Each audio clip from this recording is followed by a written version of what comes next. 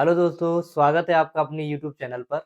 तो आज की वीडियो आप सभी के लिए बहुत ज़्यादा खास होने वाली है, क्योंकि आज की वीडियो में बायोलॉजी का बहुत इम्पोर्टेंट चैप्टर मैं आपको पढ़ाने वाला हूँ, जिस चैप्टर से 100% आपके एग्जाम में क्वेश्चन देखने को मिलते हैं। और ये चैप्टर बहुत ज़्यादा इम्पोर्टेंट है, क्योंकि आपका कोई भी कॉम्पिटिशन एग्जाम हो, चाहे बोर्ड एग्जाम हो या फिर किसी भी में आप बायोलॉजी पढ़ रहे हो, तो आपको ये चैप्टर आना ही चाहिए। और वैसे भी अपने बारे में अगर आपको जानना है, तो इस चैप्टर की नॉलेज आपको होनी चाहिए। चैप्टर का नाम है रिप्रोडक्शन सिस्टम। तो आप देख लीजिए, मैं आपको बहुत अच्छी तरीके से पढ़ाऊँगा। इस तरीके से पढ़ाऊँगा, जो भी लिखा हुआ है सब आपको याद हो जाएगा। और आप ये देख सकते हो कि किस तरीके से मैंने अपना कंटेंट तैयार किया है। तो ये कंटेंट बहुत अच्छी तरीके से मैंने तैयार किया है और आपको कुछ नहीं करना है, सिर्फ़ ये मेरे हैंड रिटन नोट्स थे, उसको ही मैंने बहुत अच्छी तरीके से जनरेट किया है। आपको क्या करना है, सिर्फ लेक्चर को बड़े ध्यान से देखना है और इस वीडियो को लास्ट तक देखना। अगर आपको ये वीडियो पसंद आए, तो इस वीडियो को लाइक करना, अपने दोस्तों के साथ शेयर ज़रूर करना। ठीक है? बहुत अच्छी तरीके से मैं आपको पढ़ाने वाला हूँ। ये जो चैप्टर है मैं 2 वीडियो में पढ़ाऊँगा आपको।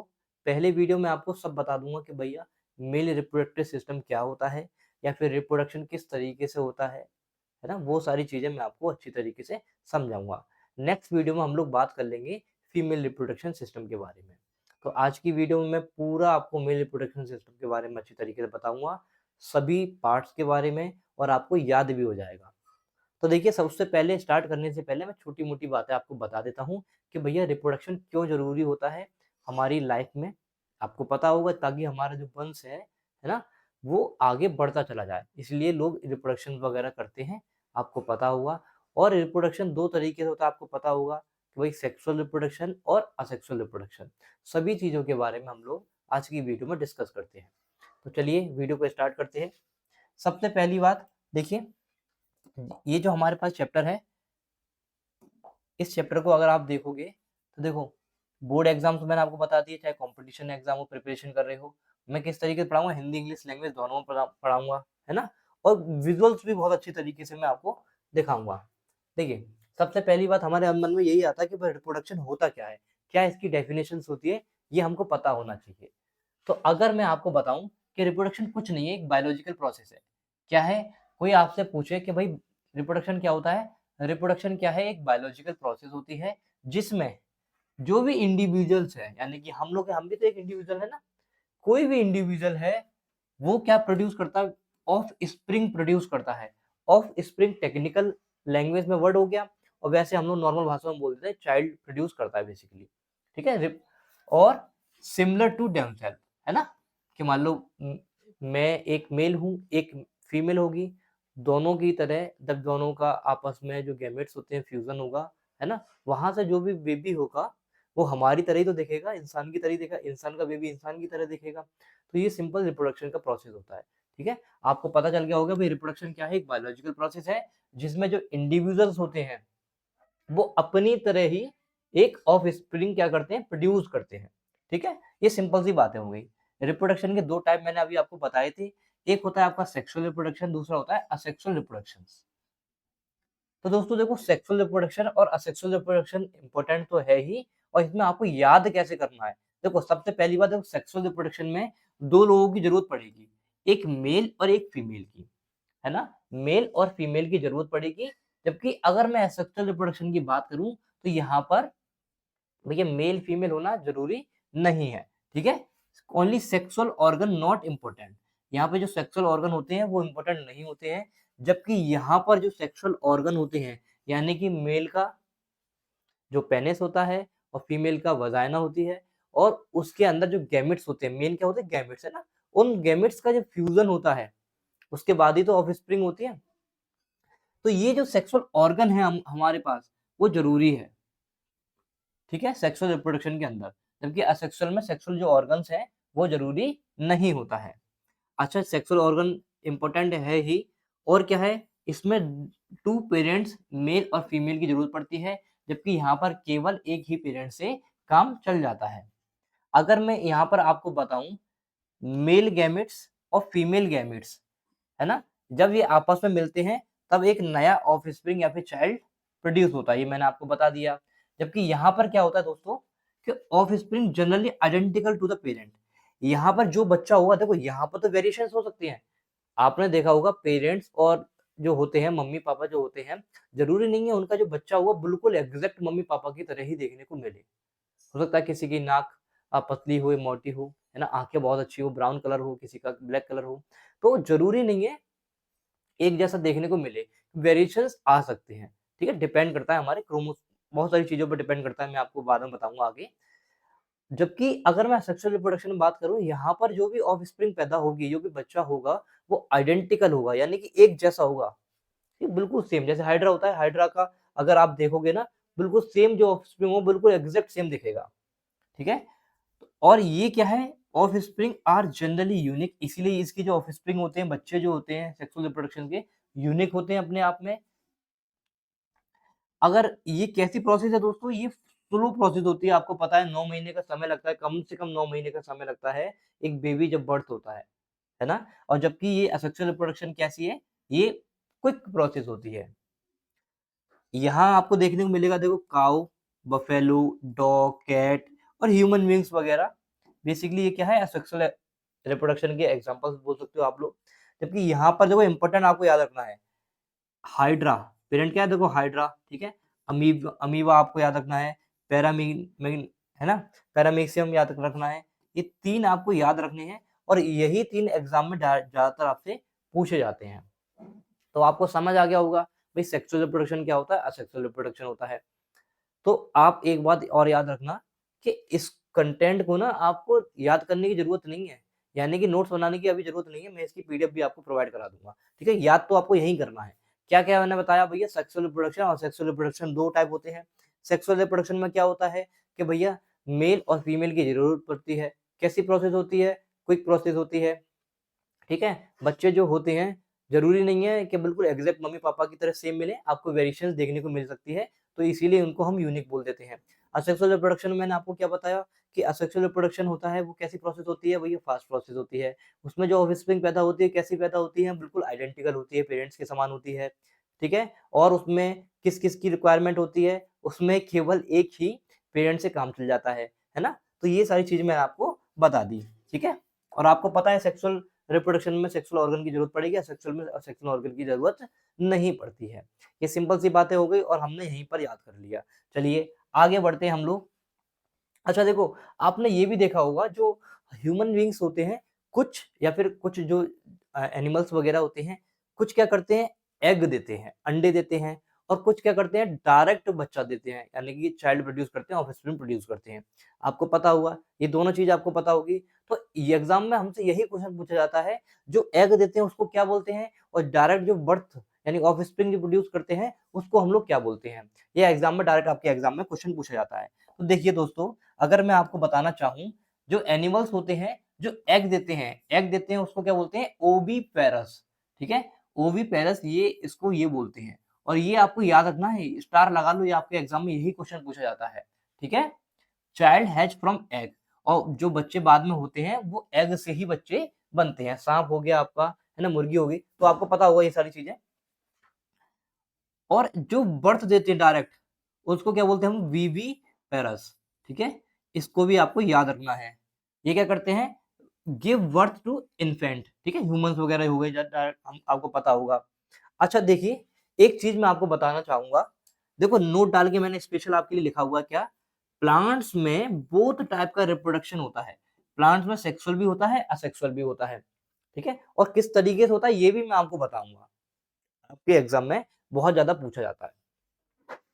तो देखिए, अब इसमें कुछ और अच्छी-अच्छी बातें हम लोग बात कर लेते हैं। देखो, एक होता है यूनिसेक्सुअल और एक होता है डाइमॉर्फिज्म। ये इम्पोर्टेंट है, आपके एग्ज़ाम में इससे क्वेश्चन पूछा जाता है, ठीक है? अब external difference between male and female are clearly visual.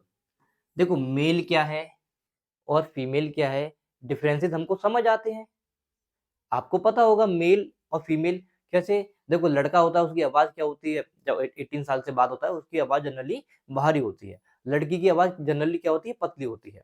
और गर्ल्स में जो चेस्ट होती है वो आपको अलग से दिखाई देती होगी और बॉयज़ में भी अलग से चेस्ट होती है। तो दोनों में डिफरेंसेस हम लोग साफ-साफ देख सकते हैं, ठीक है। और गर्ल्स में क्या होता है, बियर्ड वगैरह नहीं देखने को मिलती है और बॉयज में आपको बियर्ड वगैरह देखने को मिलती है। तो इसी को हम लोग क्या बोलते हैं, डाइमॉर्फिज्म। ठीक है, यही डाइमॉर्फिज्म होता है कि क्लियरली विजुअल्स हम लोग देख सकते हैं क्या क्या डिफरेंसेस दोनों के अंदर होते हैं। अच्छा, यूनिसेक्सुअल में क्या होता है, male and female reproductive organs are in different bodies, are different bodies. ठीक है, ये तो सिंपल सी बात हो गई, कोई दिक्कत नहीं है। देखो गैमेट्स, एक वर्ड आपको बार बार सुनने को मिलेगा, गैमेट्स, है ना। गैमेट्स कुछ नहीं, सेल्स है, सेल्स को हम लोग बोल देते हैं। ये वर्ड आपको देखने को मिलेगा। जो मेल होता है उसमें स्पर्म बोलते हैं भाई, मेल गैमेट्स होते हैं, और एक होता है फीमेल गैमेट्स। ठीक है, मेल गैमेट्स को हम लोग क्या बोलते हैं, स्पर्म बोलते हैं, और जबकि फीमेल गैमेट्स को हम लोग क्या बोलते हैं, एग, ओवा या फिर ओवम। ये तीनों ही एग्जाम में बहुत बार पूछे जाते हैं, तो आपको याद रखना है। जो फीमेल गैमेट्स होते हैं उसको क्या बोलते हैं हम, एग, ओवा और ओवम। ठीक, यहाँ तक आपको अगर समझ आया हो तो हम आगे बढ़ते हैं। आई होप आपको यहाँ तक समझ आ रहा होगा और अभी तक तो कोई परेशानी आपको देखने को नहीं मिली होगी। चलिए अब हम आगे बढ़ते हैं। इस स्लाइड में हमने क्या पढ़ा, तो वीवीफोरस किसको बोलते हैं और ओविपोरस किसको बोलते हैं, डाइमॉर्फिज्म, ये इंपॉर्टेंट है, ये आपको पता होना चाहिए। मेल गैमेट्स होते हैं, फीमेल गैमेट्स होते हैं, ये आपने पढ़ दिया। चलिए अब हम आगे बढ़ते हैं। अब यहाँ पर देखिए, अब मैं आपको ये बताना चाहूंगा, जर्नी होती है लाइफ की, है ना, इसके 5 फेजेस होते हैं। अच्छा देखो, ये मैंने यहाँ पर लिख रखा है, इसको मैं हटा ही देता हूँ। देखो स्पर्म आपको कहाँ, देखो एक चीज इसको, ये भी मैं नोट डाल के मैंने आपको बता दिया है। देखो जो स्पर्म बनते हैं वो मेल में कहाँ बनते हैं, टेस्टिस के अंदर। ठीक है, ऐसी ओवा आपको देखने को मिलती है, ओवा, ओवम वगैरह, ये ओवरी में देखने को मिलते हैं। ठीक है, कहाँ बनते हैं, ओवरी में। ये नोट डाल के मैंने बात आपको बता दी है, ये आपको याद रखना है क्योंकि इससे डायरेक्ट क्वेश्चन आपको देखने को मिला था। अभी फिलहाल हम 5 फेजेस के बारे में देख रहे हैं, भैया कैसे फेजेस होते हैं, किस तरीके से एक बेबी होता है। ठीक है, इसको समझिए कि एक बेबी होता कैसे है। देखना, सबसे पहला प्रोसेस है जिसको बोलते हैं हम जेमेटोनो, ठीक है, गेमेटोजेनिस, है ना, क्या बोलते हैं, गेमेटोजेनिस। चलिए इसको जो आप ढंग से प्रोड्यूस कर लेना, मेरे को प्रोनाउंसिएशन अच्छी तरीके से नहीं आ रहा है, तो आप इसको प्रोनाउंस कर लेना। ठीक है, देखो गेमेटोजेनिस बोलते हैं हम लोग, है ना। और इसमें क्या होता है, जो हमारे गेमेट्स होते हैं, है ना, गेमेट्स जो जितने भी हमारे गेमेट्स होते हैं, जो स्पर्म हो गया और ओवा हो गया, यही तो गेमेट्स होते हैं, इनका फॉर्मेशन होता है बेसिकली। गेमेटोजेनिस में क्या होता है, स्पर्म का फॉर्मेशन होता है। गेमेटोजेनिस में क्या होता है, स्पर्म और ओवा का दोनों का फॉर्मेशन होता है। तो सबसे पहले यही बनेंगे, कहाँ बनेंगे, आपको पता है भैया, मेल होगा तो टेस्टिस में बनेंगे और फीमेल होगा कहाँ बनेंगे, ओवरी में बनेंगे। ठीक है, ये हो गया। उसके बाद ये जो गैमेट्स होंगे ये कहाँ जाएंगे, इंसेमिनेशन। दूसरी प्रोसेस क्या होती है हमारी, इंसेमिनेशन। इंसेमिनेशन में क्या होगा, transfer of sperm from male body to female body through genetical, देखो देखो जेनिटल एरियाज। तो फीमेल का जो जेनिटल एरियाज होता है, वजाइना होती है बेसिकली, तो ये गैमेट्स होंगे वो कहाँ जाएंगे, मेल बॉडी से फीमेल की बॉडी में ट्रांसफर होंगे, मेल बॉडी से फीमेल की बॉडी में स्पर्म और बेसिकली ट्रांसफर होंगे। ठीक है, इसको बोलते हैं इंसेमिनेशन। फिर जो प्रोसेस आएगी वो आएगी फर्टिलाइजेशन की। फिर क्या होगा भाई, देखो लड़के का स्पर्म और लड़की का ओवा दोनों आपस में मिलेंगे, तो क्या होगा, उनका फ्यूजन होगा। और जब फ्यूजन होगा तो इस प्रोसेस को हम लोग बोलते हैं फर्टिलाइजेशन। क्या बोलते हैं दोस्तों, फर्टिलाइजेशन। देखो मेल बॉडी से स्पर्म आया, गर्ल की फीमेल की बॉडी में गया, जब फीमेल की बॉडी में गया तो वहां पर मेल का स्पर्म और गर्ल का ओवा दोनों आपस में मिक्स हुए, तो जिसको हमने फ्यूजन बोल दिया। सिंपल भाषा में क्या बोलते हैं, उसको हम फ्यूजन बोलते हैं। और इसी प्रोसेस को हम लोग बोलते हैं फर्टिलाइजेशन, वही होगा फर्टिलाइजेशन।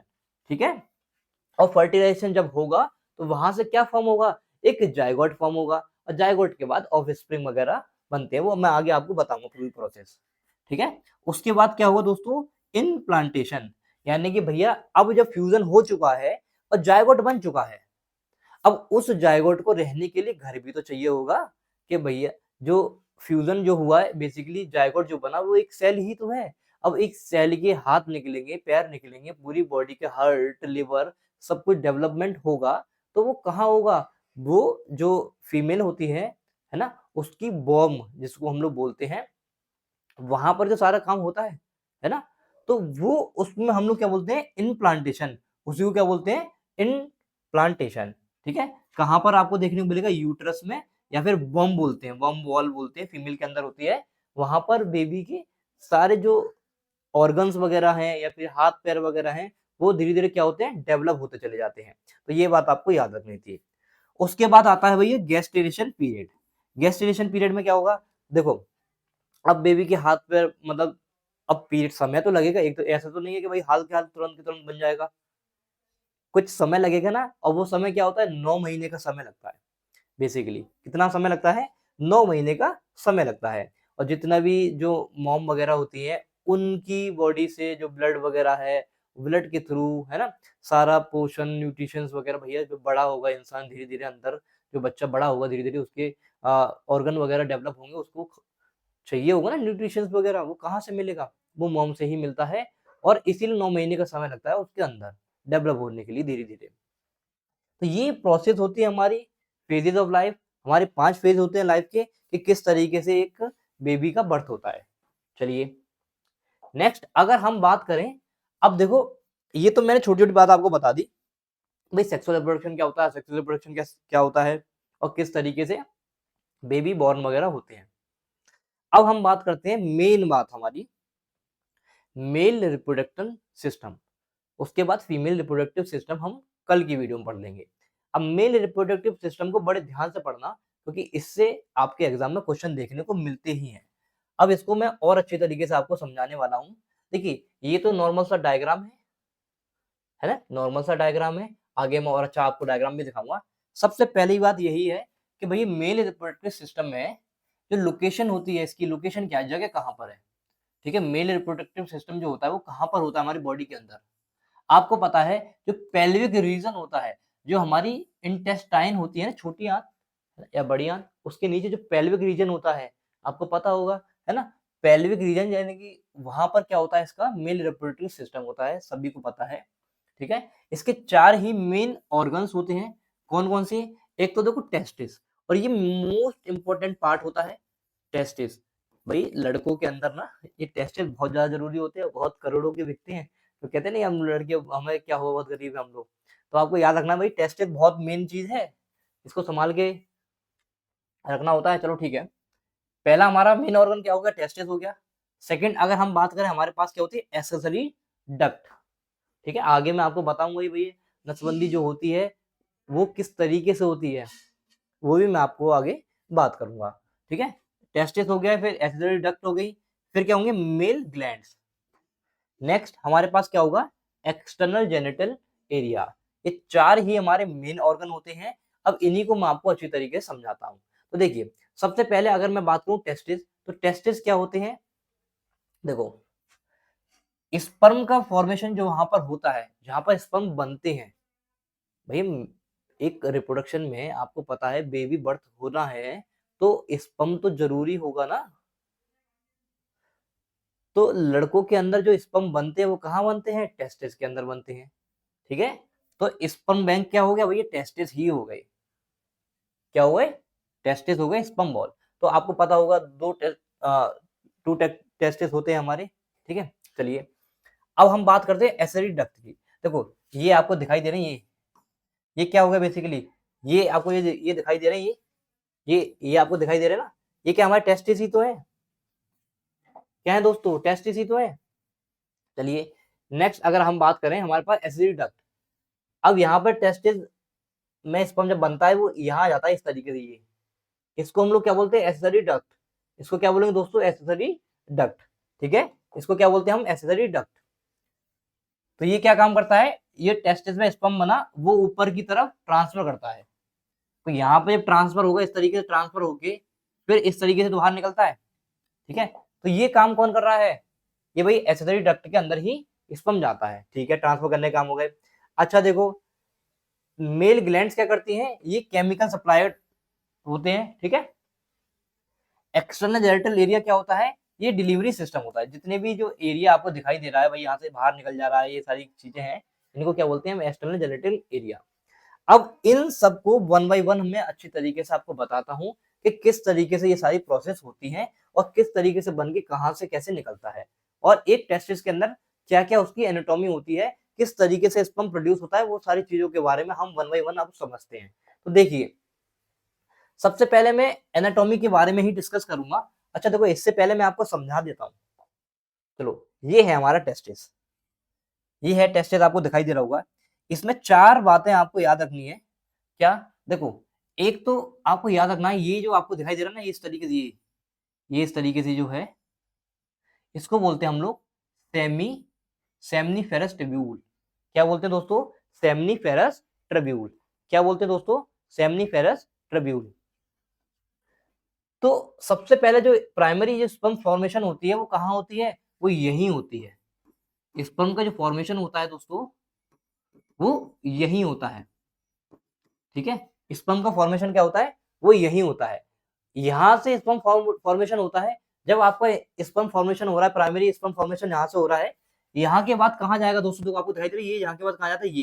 ये जो आपको दिखाई दे रही है, ये, ठीक है, ये इंपोर्टेंट पार्ट होता है, इसको बोलते हैं हम रेटिटेस्टिस। ठीक है, रेटिटेस्टिस बोलते हैं, रेटिटेस्टिस बोलते हैं। और इसे रेटिटेस्टिस को ही आपको याद रखना है। पहला ये हो गया आपके पास, सेकंड क्या हो गया आपके पास? Rete testis, important. फिर अगर हम बात करें रेटिटेस्टिस के बाद क्या होगा, बताइए आप। देखो, फिर आता है हमारे पास, ये देखो, यहाँ पर, यहाँ से होते हुए ये इस तरीके से, ये आपको दिखाई दे रहा है वास्ट डिफरेंसेस। ठीक है, ये एक आपको याद रखना है, वास्ट डिफरेंसेस आपको याद रखना है। क्यों याद रखना है, ये भी मैं आपको बताता हूँ भैया। यही जो नली होती है वास्ट डिफरेंसेस, कि भाई यहाँ से जब बन गया, स्पर्म बनने के बाद इस तरीके से जाएगा ना, तो वास्ट डिफरेंसेस को ही हम लोग क्या करते हैं? काट दिया जाता है, और उसी को हम लोग नसबंदी बोलते हैं। ठीक है, तो आपको याद रखना था यही चीज है। अच्छा, इसमें एक चीज नहीं दिखाई दे रही है, चलो दिखाई दे रही है। देखो, एक काम करो आप, थर्ड इसको ना याद करके, है ना, थर्ड इसको ना याद करके, ये हमारा फोर्थ पार्ट है कि भाई वास्ट डिफरेंसेस तो भैया यहाँ से जब बनने के बाद बाहर निकलता है तो इसी के थ्रू बाहर निकलता है, और इसी को हम लोग काट देते हैं अगर नसबंदी करनी होती है तो थर्ड हमारे पास होता है एपिडिडमिस, इसको बोलते हैं। अच्छा, इसके अंदर बॉडी स्ट्रक्चर, मतलब कंपार्टमेंट्स होते हैं बहुत सारे, जिसमें 250 लगभग आपको देखने को मिलते हैं, तो कंपार्टमेंट। तो ये है आपका थर्ड पार्ट।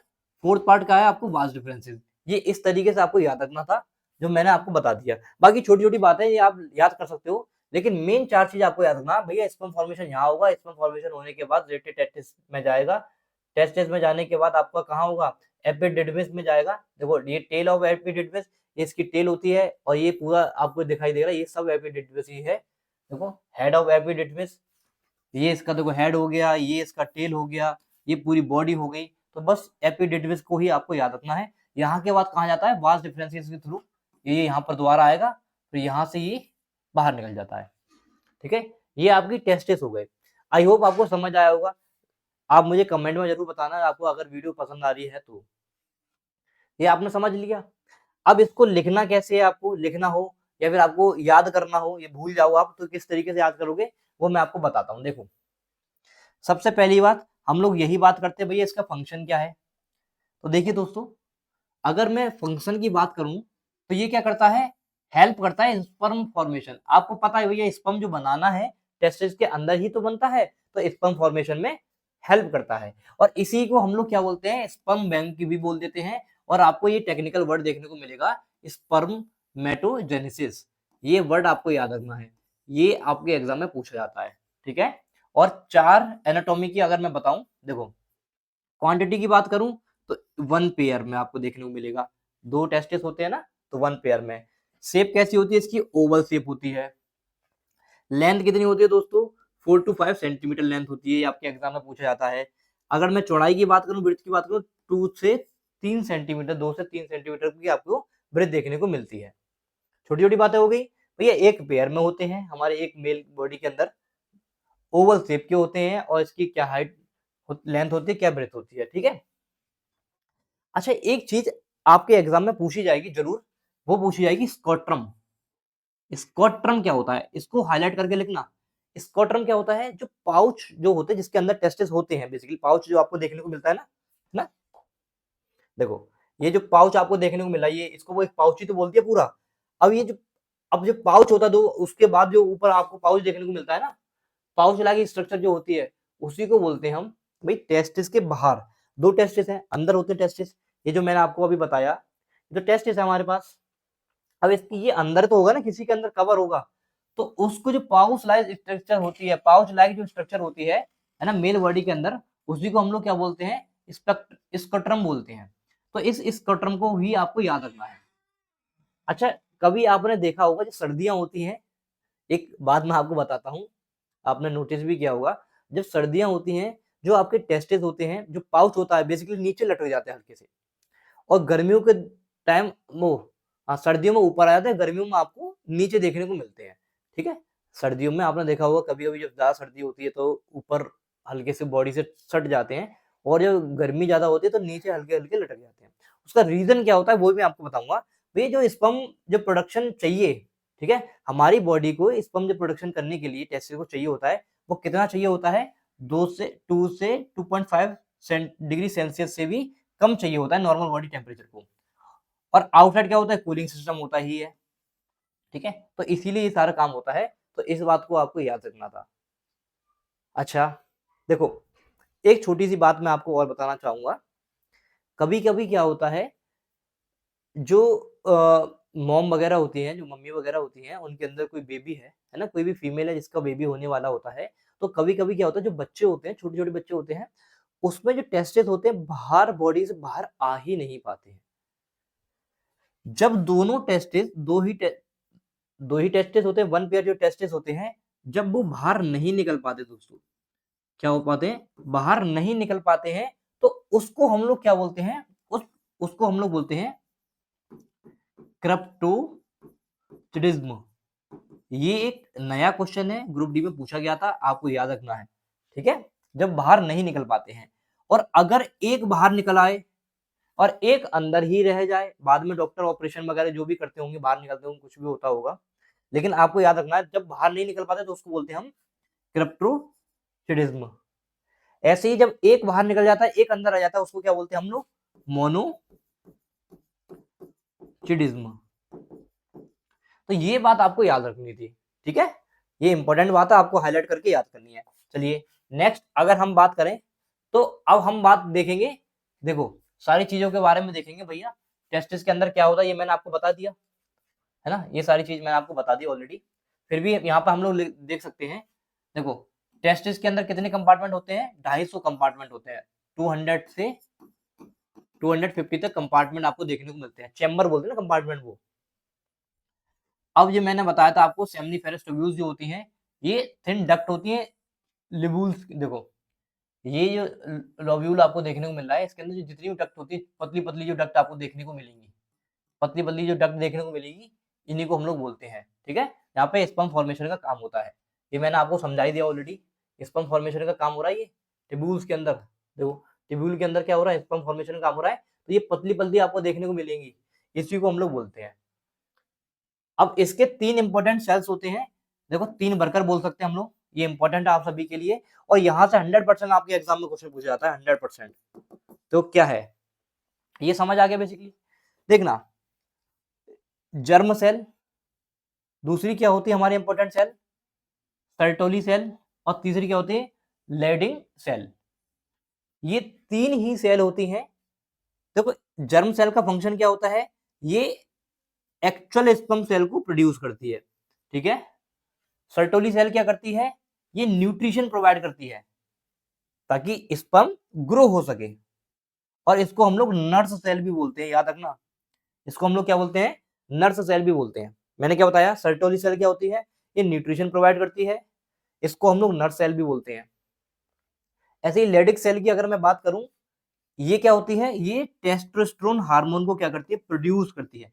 देखो मेल के अंदर टेस्टोस्टेरोन हार्मोन होता है, फीमेल के अंदर एस्ट्रोजन हार्मोन होता है, और एक और होता है प्रोजेस्टेरोन हार्मोन, जब प्रेग्नेंट होती है कोई वुमेन, तब वो हार्मोन रिलीज होता है, वो उसके बारे में हम लोग बाद में डिस्कस करेंगे। फिलहाल हम लोग लेडिंग सेल के बारे में डिस्कस कर रहे हैं। यहाँ पर क्या है, इसका फंक्शन होता है टेस्टोस्टेरोन हार्मोन को प्रोड्यूस करना। ठीक है, ये इंपॉर्टेंट है, हाईलाइट करके आप 100% लिख सकते हो, तीनों ही इंपॉर्टेंट है, बहुत ज्यादा इंपॉर्टेंट है ये तीनों की तीनों। चलिए नेक्स्ट अब हम बढ़ते हैं। अब देखो ये प्रोसेस होती कैसे है, देखना ये किस तरीके से प्रोसेस होती है, कभी किस तरीके से एक स्पर्म बनता है, और मेल का जो पार्ट होता है वहां से स्पर्म निकलता है। तो कैसे बनता है देखना, सबसे पहले प्रोसेस क्या होगी भैया, स्पर्म यहाँ बनेगा, इसको हम लोग क्या बोले हैं, सेमिनिफेरस टेब्यूल्स। यहाँ पे स्पर्म बना, स्पर्म बनने के बाद कहाँ जाएगा, रेटी टेस्टिस में जाएगा, मैंने आपको बताया। फिर कहाँ जाएगा भैया, वास एफेंसिया में जाएगा, ठीक है। उसके बाद ये जो स्पर्म बना था, या फिर इसको हम यहाँ भी लिख सकते हैं, ठीक है, वास एफेंसिया में जाएगा। इसके बाद क्या होगा दोस्तों, एपिडिडिस में जाएगा। और एपिडिडिस में क्या होता है दोस्तों, यहाँ पर देखो जो स्पर्म होगा मैच्योर होगा, यहाँ तो बनेगा, यहाँ क्या, यहाँ इमेच्योर होगा, यहाँ पर क्या होगा, इमेच्योर होगा। यहाँ क्या बनेगा, यहाँ मैच्योर हो जाएगा दोस्तों। जब मैच्योर हो जाएगा उसके बाद कहाँ जाएगा, वास डिफरेंसेस में जाएगा, है ना। वास डिफरेंसेस के बाद कहाँ जाएगा, यूथ्रा से जाके एग्जिट हो जाएगा, बाहर निकल जाएगा, ठीक है। और वैसेक्टोमी मैंने आपको बता दिया, वैसेक्टोमी क्या होती है दोस्तों, जो फैमिली प्लानिंग, लड़कों की नसबंदी बोल देते हैं हम लोग ना, लड़कों की क्या होती है, नसबंदी, लड़कों की नसबंदी बोल देते हैं। इसमें क्या करते हैं, जो हमारी जो बाल डिफरेंसेस होती है दोस्तों, इसको क्या कर देते हैं डॉक्टर, काट देते हैं। जब बाल डिफरेंसेस को ही काट देंगे, खुद सोचिए, देखो अगर आप देखोगे यहाँ पर वास्ट डिफरेंसेस यही तो होती है, ये जो आपको दिखाई दे रहा है। अगर डॉक्टर, सॉरी दोस्तों, अगर डॉक्टर इसको काट ही देंगे तो भैया दिक्कत आएगी, टेस्टिस जो स्पर्म बना वो बाहर नहीं निकलेगा, ठीक है। तो जिस वजह से बाहर नहीं निकलेगा तो भैया फैमिली प्लानिंग हो नहीं पाएगी, बाहर निकलेगा नहीं स्पर्म, तो फ्यूजन होगा नहीं। तो इसको हम लोग क्या बोलते हैं, आपको समझ आ गया होगा। चलिए अब हम नेक्स्ट आगे बात करते हैं, उससे पहले मैं थोड़ी सी चाय पी लेता हूँ।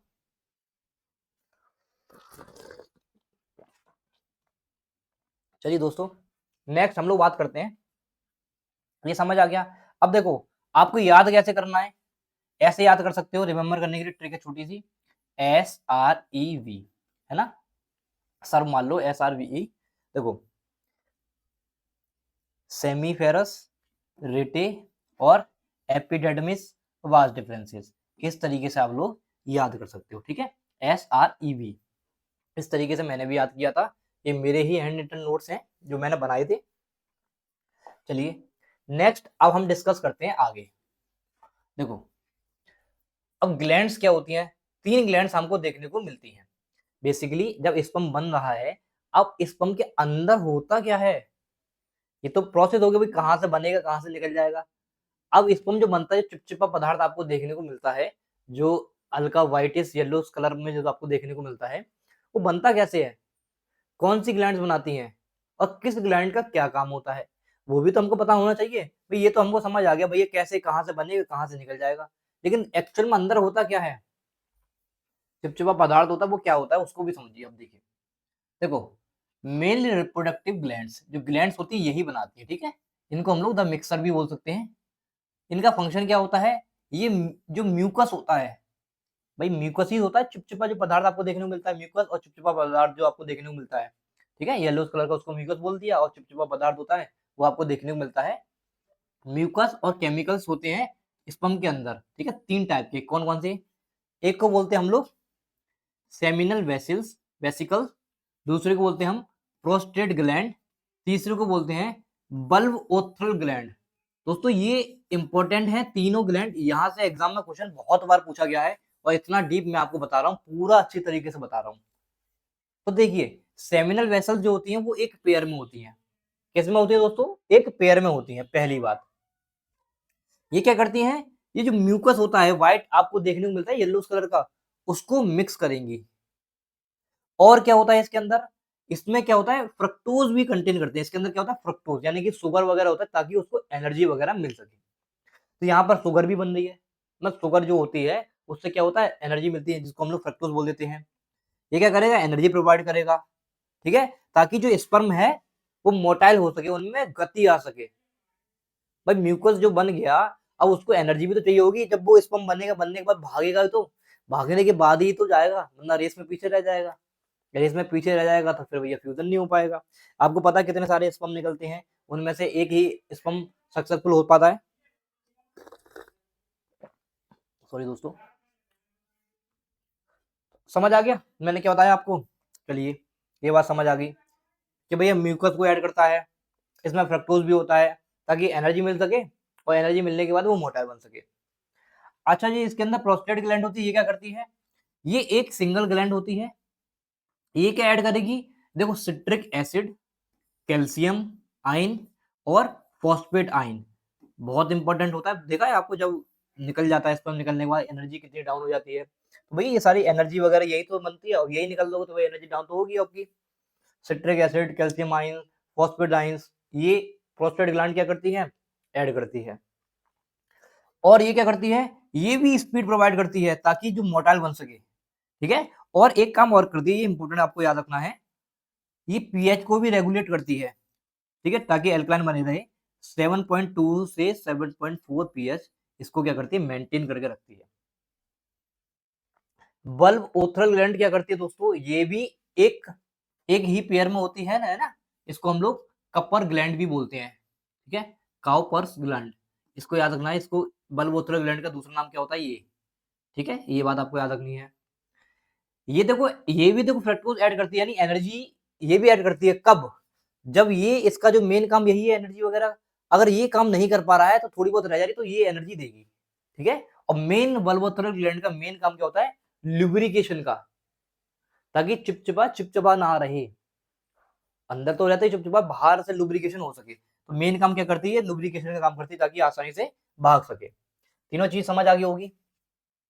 चलिए नेक्स्ट। अब जो बन गया भाई, सारी काम हो गई। सारे काम होने के बाद हमारे पास क्या बना? स्पर्म बना। अब स्पर्म के अंदर होता क्या क्या है? देखो, सबसे पहले देखो फाइनल प्रोडक्ट जिसको हम लोग सीमेन बोलते हैं, ठीक है, वीर्य। हिंदी में क्या बोलते हैं? वीर्य, है ना। सीमेन हिंदी में बोलते हैं वीर्य। इसमें क्या होता है? स्पर्म 15 से 200 मिलियन तक होते हैं। याद रखना दोस्तों, क्या होते हैं? 15 से 200 मिलियन तक होते हैं स्पर्म। फिर उसमें म्यूकस ऐड होता है। अभी मैंने आपको बताया कौन सी ग्लैंड म्यूकस ऐड करती है, स्टिकी सबस्टेंस जिसको हम बोल सकते हैं। उसके बाद सिट्रिक एसिड, फ्रक्टोज ऐड होता है, ताकि शुगर होती है ताकि एनर्जी मिल सके। फिर कैल्शियम और फॉस्फेट आयंस को ऐड करते हैं। फिर लास्ट में at the end lubrication bulbourethral gland जो करती है। और ये जब सब कुछ हो जाता है, सबको प्लस करते हैं हम लोग, तब क्या बनता है? हमारा सीमेन बनता है, ठीक है, वीर्य बनता है। देख लो कितनी सारी चीजें इसमें मिली होती है, तब जाके वीर्य बनता है। और आप लोग ऐसे ही,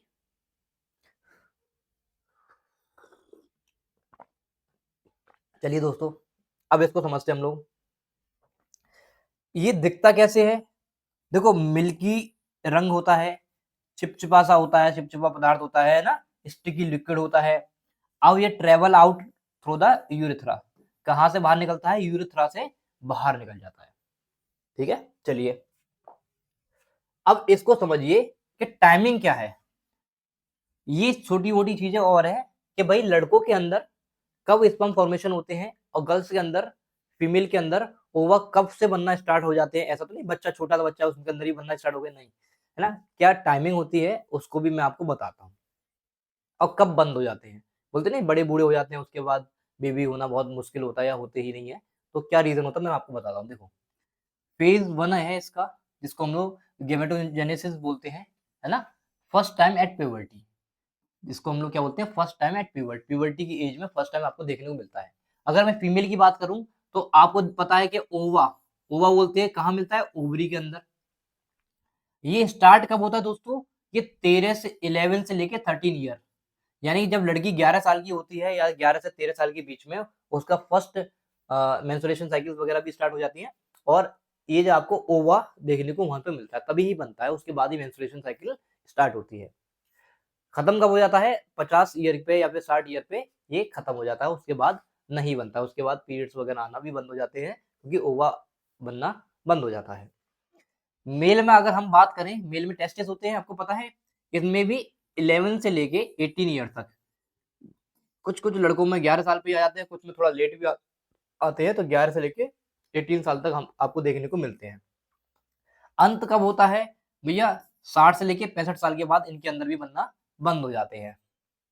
ये पहली फेज हो गई गेमेटोजेनेसिस में, है ना, प्यूबर्टी की एज आपको पता चल गई।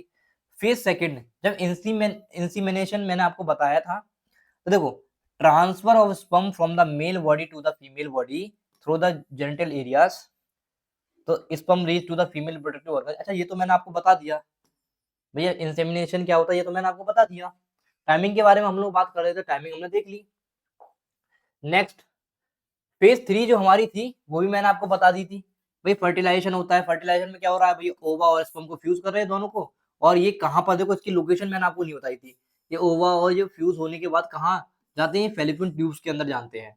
उसके बाद क्या बनता है, जायगोट बनता है, और जिसको हम लोग फर्स्ट सिंगल सेल बोलते हैं लाइफ की, ये छोटा सा बच्चा, छोटा सा जायगोट बनता है। ठीक है।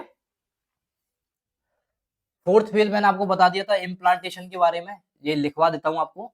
इसमें क्या होता है भैया, जायगोट जो होता है वो ट्रेवल्स करता है अटैच, मतलब भाई ये देखो, ये यूट्रस होता है ना, जिसको हम वॉर्म बोलते हैं, गर्ल की वॉर्म बोलते हैं, इस तरीके से ये यूट्रस होता है। तो ये जायगोट आके यहाँ चिपक जाता है ना, यहाँ क्या हो जाता है, चिपक जाता है, अटैच हो जाता है, और इसी को क्या बोलते हैं हम, ब्लास्टोक्लिस्ट। ये वर्ड आपको याद रखना है, इसलिए मैंने शायद बाद में ये स्लाइड लगाई है। ठीक है। ब्लास्टोसिस्ट किसको बोलते हैं, ब्लास्टोसिस्ट इसी को ही बोलते हैं। फिफ्थ फेज हमारा क्या होता है, गेस्टेशन पीरियड होता है, 9 मंथ के लिए रहता है। ठीक है। जो एम्ब्रॉय होता है, छोटा सा जो बेबी होता है, भ्रूण जिसे हम लोग बोलते हैं, जो ब्लड, ऑक्सीजन, खाना, पानी सब मदर से लेता है, और किसके थ्रू लेता है, वो प्लेसेंटा के थ्रू लेता है। ठीक है। इस बात को आपको याद रखना, किसके थ्रू लेता है, प्लेसेंटा।